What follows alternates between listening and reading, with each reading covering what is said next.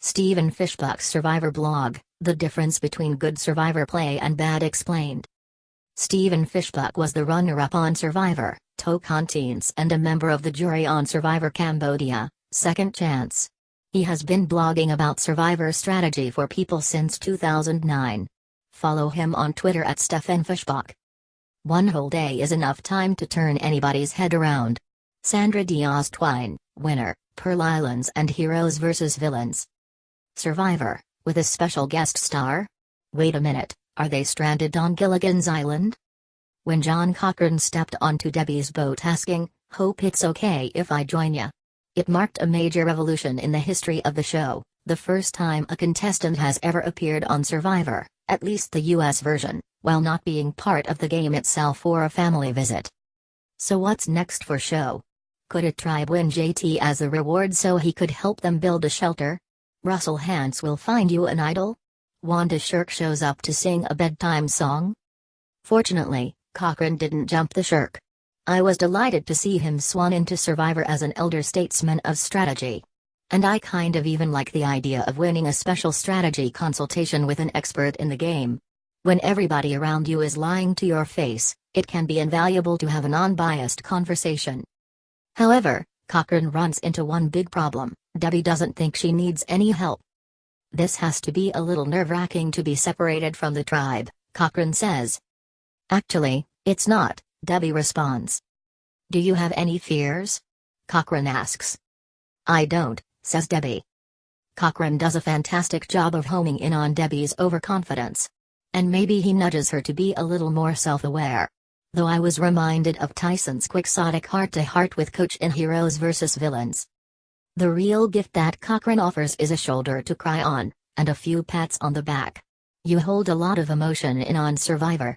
A simple conversation with someone who's not out to get you can offer a tremendous release. Oh, and that extra vote could be useful, too. Debbie's new tribe will absolutely be wondering if she had access to an idol on exile. Hopefully her new Cochran-inspired perspective can help her invent a plausible lie. Last night marked another Survivor first, the first loss for Sandra Diaz-Twine in 3 seasons of play. Even with the odds stacked against her, Sandra played incredibly well. While Varner was fully gulled by Zeke's lie that Ty was the target, Sandra immediately saw through the falsehood. It would be stupid of them not to get rid of me or Varner, she says. That right there is the difference between good Survivor play and bad. Poor players believe what they want to believe. Good players try to put themselves in their opponent's positions, imagine what is best for them, and then act accordingly. Realizing she is on the ropes, Sandra makes a strong plea to the Nuku tribe.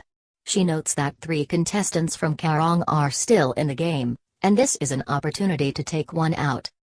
If you need someone to help you, protect you, I'll keep my eyes and my ears open, she promises them. I can help you guys. Even on their guard, Nuku is tempted. She doesn't pressure you. Her voice never raises. It's calm. She just starts to suck you in, says Sarah. It sounds a little like she's talking about witchcraft. At Tribal Council, Sandra works her voodoo on Ty, lulling him into making a play against Ozzy, and then immediately telling the tribe she'll happily vote Ty out. If Sandra was anybody other than Queen Sandra, all caps, it might have worked. But Sandra is simply too big a target. In her past seasons, Sandra was able to avoid the spotlight.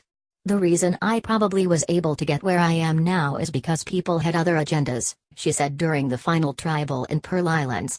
But she entered Game Changers as a marquee player. Sandra did what she always does, she adapted. If she was to be a bigger target, then she would play a bigger game. She took control of her tribe and voted out Tony and then JT, but eliminating the other massive threats, and specifically the other winners, left her exposed. A fishy to Zeke and the rest of the Nuku tribe who take their opportunity to eliminate arguably the game's most dangerous player. Meanwhile, Ty joins Tony and Russell Hantz in the 3 Idol Club, the very small group of individuals who have found 3 idols in a season. Finding idols is not easy. When you're in a jungle, every tree looks like it could be significant. I wonder if Ty's work as a gardener has given him an acute idol sense of the scenery. Based on this episode, it looks like he might need it.